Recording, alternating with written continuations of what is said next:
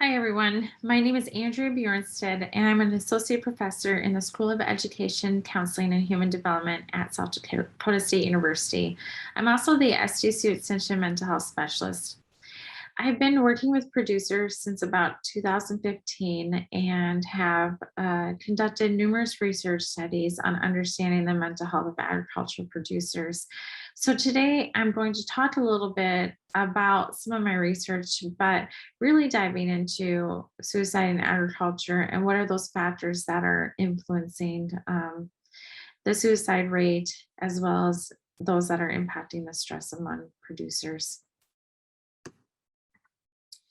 So I will provide an overview of South Dakota suicide statistics, followed by a discussion on the impact of COVID. I will cover the mental health of agricultural producers, as well as those factors that are suggested to impact the suicide rate, and then finally end with a discussion on how to help. So if we take a look at the suicide statistic data for South Dakota, we can see that in 2017, we had the highest number of suicides ever reported with 192. The past year or two, looking at 2019 and 2020, we've had a really high number as well at 185. If you look at your bottom left hand of your screen, you'll see suicides by race and sex. The females are listed in purple and the males are shown in blue. If you take a look, white males are the ones that are dying by suicide at a much greater rate than females. Suicides by age, we have the highest risk category between the ages of 20 to 29. So thinking about our white males and that age group.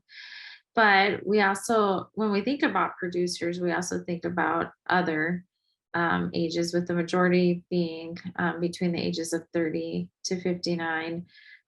Those are also high risk with, if you take a look at the bar graph. Suicide is the 10th leading cause of death in South Dakota, but is the leading cause of death among ages 10 through 19. South Dakota has the eighth highest suicide rate in the United States in 2019. These are all very concerning statistics. These are all statistics we don't want to be leading in. More males have died by suicide than females. 79% of suicides were male and 21% were female from 2011 to 2020. And I mentioned that we were very concerned about our white males, but if you take a look at specific races, South Dakota American Indian suicide rate is 2.5 times higher than those who are white. And those statistics are from 2011 to 2020. Now we know that COVID really impacted people in many different ways. You know, some people were balancing their job at home with children, trying to homeschool, social isolation, not seeing family, being worried about becoming ill, or maybe caretaking for the loved ones of others, distressed relationships. You know, I've heard people talk about how COVID helped bring them closer together, whereas other families, it caused more tension with all the time that they spent together. So looking at this chart, this is from the US Census Bureau Household Pulse Survey.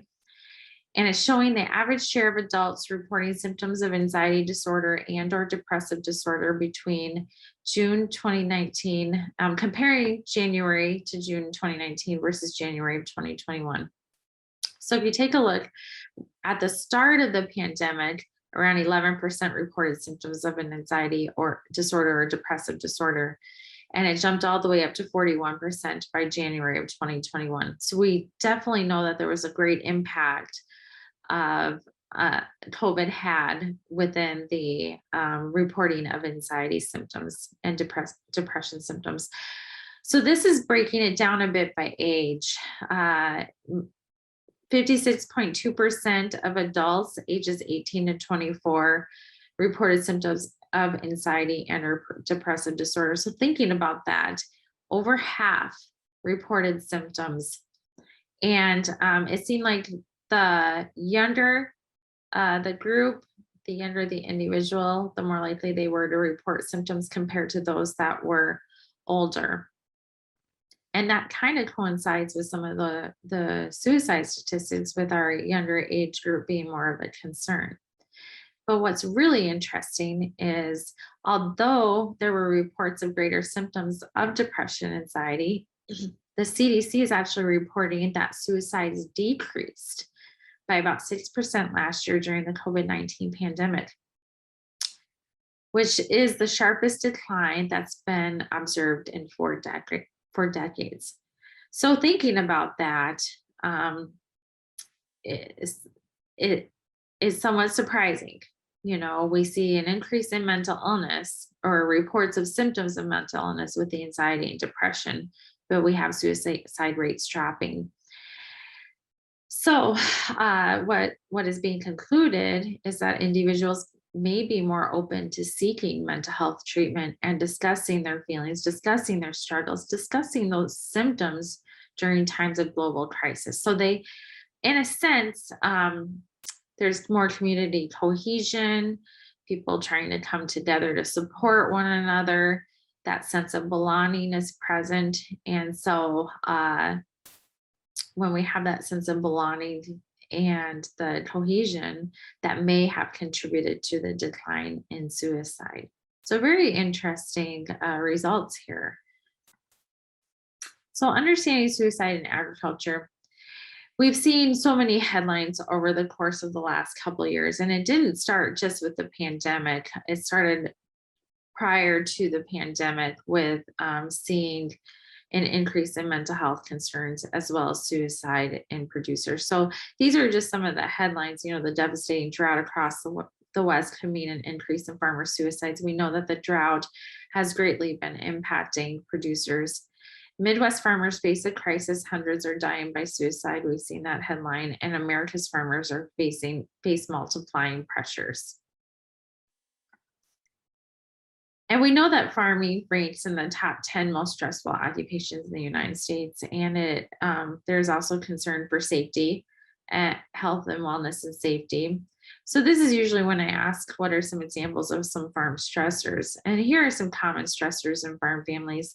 We know that weather it greatly impacts producers. And right now, with the concern of the drought and how that's going to impact yields, increase in farm accidents, farm machinery breakdowns, regulations, government regulations, market prices, financial concerns with livestock. All these different things are stressors in farm families. And what we've been observing is that these stressors, the market prices, healthcare concerns, financial concerns, weather, all these are starting to become chronic stress. So producers are not just dealing with stress, they're dealing with chronic stress. So it's been concluded that with this increase in stress, that suicide rates are much higher in producers than the general population. Prevalence rates of depression in producers have varied from 7.4% to 24%. My most recent study showed that out of 600 producers, 26% reported mild to severe depressive symptoms. Risk factors for depression have included legal problems, income loss. We've seen an increase in debt, health declines, losing something of sentimental value. I know that there's been concerns about losing the family farm, that legacy, and then low social support from friends and family. What's important to note is that depression has a strong association with suicidal ideation and attempts. However, it is a weak predictor of suicide. So that's what we're seeing with our COVID data, with depression and anxiety, an increase in reported symptoms there, but a decline in suicide. It's because it's not a strong predictor of suicide, which indicates that there's just more going on with our producers than just mental illness. Prevalence rates of anxiety among producers have ranged from 19 to 71%. Again, my study showed with 600 farmers in the Midwest showed an anxiety rate of roughly 26%. Various factors have been suggested to contribute to anxiety, including climate change, uncertain weather conditions, market prices, government regulations, and relationship issues. So looking at the research on suicide in producers, several researchers have concluded that there are environmental factors related to suicide and there are psychosocial factors related to suicide. A study identified 8 sub-themes. So these are the ones that were found most related to suicide, including extreme weather events, isolation, service availability. So whether they had access to mental health services, access to and frequent use of firearms, death and suffering of animals, government legislation, technology, and property values. Psychosocial factors related to suicide included distressed relationships and ineffective coping strategies. So as you can see, all of these different things, there are some that are within the producer's control and some that are outside of their control, but they can contribute to increased stress and but they're different than self-reported depression or anxiety symptoms. There was a researcher that used a psychological autopsy method by interviewing close significant others of male farmers who died by suicide.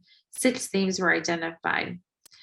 The first one including masculinity, so that whole belief of I need to be tough, I can't show my weakness, obeying those masculine social norms. Uncertainty and lack of control in farming. We've kind of already talked about some of those things that are outside their control, those weather, market prices, healthcare costs, feelings of failure in relationship in farming, escalating mental health and physical health problems. So we do know that our farmers are aging, and so we can see more physical health problems. Maladaptive coping and access to lethal means. So some of them are repetitive among the studies, and some of them have some unique qualities. My study was conducted where we sent a questionnaire to producers, and roughly 600 farmers answered the survey. So we looked at associations with suicide risk, depression, anxiety, coping, social support, and some demographic and farming characteristics. And what we did is we ran a multiple linear regression model. And what we found, so we put all these different factors in the model. And the only one that emerged as having a significant relationship with suicide risk was self-blame. So depression was not related, and neither was anxiety. It was self-blame. This also suggests that suicide is more than just mental illness in producers. And this is also, when we think about self-blame, we're thinking about our cognitions, our thoughts, how we perceive ourselves. And so really thinking about how can we work with our producers related to self-blame. Self-blame as a coping mechanism may be adaptive or maladaptive. So there are 2 types of self-blame, behavioral versus characterological. So behavioral is the belief that one's misplaced behavior can be modified and the consequence corrected. So when we believe that we can correct our behaviors, we don't internalize the mistakes as much. We set goals on correcting it in the future and making different plans. Characterological is self-critical and maladaptive. It is not a positive way of viewing self-blame. So it is essentially blaming one's character for failures. This influences self-esteem and results in shame. So when we have producers that are blaming one's character for failures, there isn't necessarily the goal setting that happens. It's all internalizing the mistake over and over again. So thinking about how to help, with producers, it's a little different. There are interconnections of the personal and professional. So if you take a look at the graphic on the side, the business, the individual, and the family all overlap, which leads to deep interreliance between the three spheres. So when we talk to producers, you hear about how their hobbies are the farm, their family is really the farm, their business is the farm, that there really is no escape from the farm. So when we're concerned, we see signs of chronic prolonged stress. That can be a change in routine. The care of livestock can decline, increase in illness, increase in farm accidents. The appearance of farmstead declines, and children also show signs of stress. So we see all those chronic stressors, the chronic behaviors that are happening. But what's important to look for are some signs of suicide. So we're looking for any thoughts related to hopelessness, dramatic mood changes. Maybe they can go from 0 to 100 fast. Maybe they're okay one day and really sad the next. Withdrawing from loved ones in society, that withdrawal is a really big red flag. So, I presented at a conference a couple of years ago, and a producer was talking about another friend who also farmed that died by suicide. And he said that all of a sudden he stopped going out with them. He stopped talking. He stopped being sociable. And they figured he would just, if he was really struggling, he would talk to them, and he didn't. So that withdrawal, that is a big red flag. Threatening to kill themselves, seeking access to the means to kill themselves, talking or writing about death or suicide, increased use of alcohol or drugs. So if you're seeing some of that self-medication that's happening, behaving recklessly, maybe they just don't care about themselves anymore and they're making poor choices, seeking revenge or feeling rage, experiencing anxiety or agitation. And that sleeping is important too. Sleeping way too much or not at all. They're both signs of depression and signs of suicide. So if we look at the mental health continuum model, this really shows or gives an idea of where people might be at related to their mental health. So a healthy person has normal fluctuations in mood and takes things in stride, consistently performs, they're physically and socially active, confident in themselves, and if they do drink, they drink in moderation. You slowly, as you make your way to the right, you slowly see more of the concerns that are happening with mental health. By the time you hit the red, the person has, if you're having some extreme symptoms, there might be excessive anxiety, panic attacks, aggressiveness, depression, can't fall asleep or stay asleep. So some of those warning signs of suicide that we talked about on the last slide, those are signs that somebody needs professional care and needs more of the immediate action. SDSU Extension offers mental health first aid training, and there are specific steps that are suggested in assessing for risk of suicide or harm. So the best way to find out if someone is considering suicide is to determine the urgency of the situation. So you might ask them, are you having thoughts of suicide? I always followed up if they say yes, when was the last time you had those thoughts? How often do you have those thoughts? Do you plan to kill yourself? Have you decided when you do it? And then do you have everything you need to carry out your plan? So asking if they have a specific plan. If they have a specific plan, then it's a very immediate concern, and if they have access to it. But I know it can be very uncomfortable to ask these questions, and maybe you're afraid that you'll offend your friend, you'll offend whoever you're talking to, or they'll break down, they'll shut down and not say anything. But I always tell whoever I'm talking to that I'd rather ask the question and have somebody be mad at me and be wrong than not ask a question and then something happen. So don't hesitate to ask, are you thinking about killing yourself? Do you have thoughts? How often do you have those thoughts? When was the last time you had those thoughts? Do you have a plan? What would that plan look like? And do you have access to that plan? Some people believe that mentioning suicide might cause someone to consider suicide for the first time, but this is not true. So do not be afraid of this outcome. If they have a plan and are ready to carry out that plan, call 911. Make sure that you get them help immediately. If you're unsure, you can always call 911 anyways. Call the intake, have them assessed. Don't hesitate to take them to the emergency room to have an assessment done. Not having a plan doesn't mean they're not in danger. All thoughts of suicide must be treated seriously. So if you think the person is in danger, you need to keep them safe. So stay with them as long as you can.